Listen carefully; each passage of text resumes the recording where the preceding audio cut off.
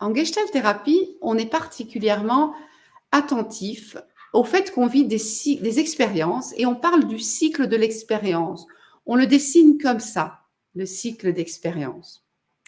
Avec cette idée que toute expérience démarre tout doucement, comme ça, et puis progressivement, on entre pleinement dans l'expérience et finalement, on sort de l'expérience pour terminer cette histoire et être disponible plus tard pour de nouvelles histoires.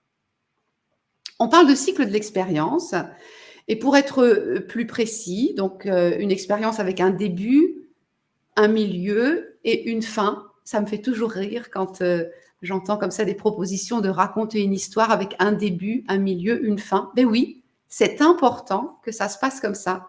Alors si on prend l'exemple d'une petite sensation qui commence à vous chatouiller l'estomac, et puis vous allez prendre conscience que vous avez faim, et vous allez peut-être mobiliser votre énergie pour vous lever et aller voir peut-être s'il y a quelque chose d'intéressant dans le frigo. Vous voyez, ça, ce serait le début d'une expérience où vous allez finir peut-être par préparer un bon petit plat, prendre le temps de savourer l'odeur avant de manger réellement, de prendre du plaisir à manger, puis de constater que vous avez assez mangé et peut-être de repousser votre assiette, de prendre un petit peu de temps pour digérer là, sur place, avant peut-être de vous lever de table.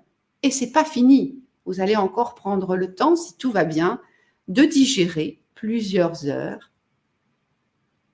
Et cette histoire sera enfin terminée, et bien terminée, s'il reste encore du temps avant de réenvisager de manger. Voyez, une histoire qui se passe bien, ça va jusque-là. Un début tout en douceur, une pleine expérience, une fin progressive, et même encore du temps après l'expérience, avant d'en vivre une autre. Ça, c'est une belle expérience, une gestalt achevée, on dit en gestalt thérapie. Mais il y a toutes les autres. Il y a toutes les histoires, toutes les expériences où on va être bousculé par un démarrage trop rapide, quelqu'un qui débarque dans votre bureau pour vous demander quelque chose avant même de vous avoir dit bonjour, où on va être arrêté dans notre élan, bing, ça y est, c'est fini, on ferme les restaurants à minuit le 14 mars 2020. Vous voyez, quelque chose de très traumatisant pour un restaurateur, j'entends.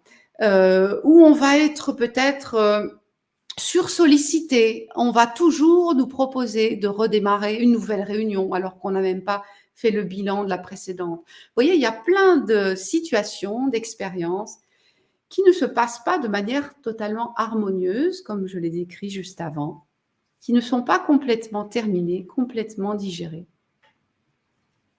Ça vous fait penser à quoi dans votre propre vie? Voilà, je vous invite à me donner quelques exemples de situations, d'expériences où ça ne se passe pas de manière complètement harmonieuse, complète, terminée.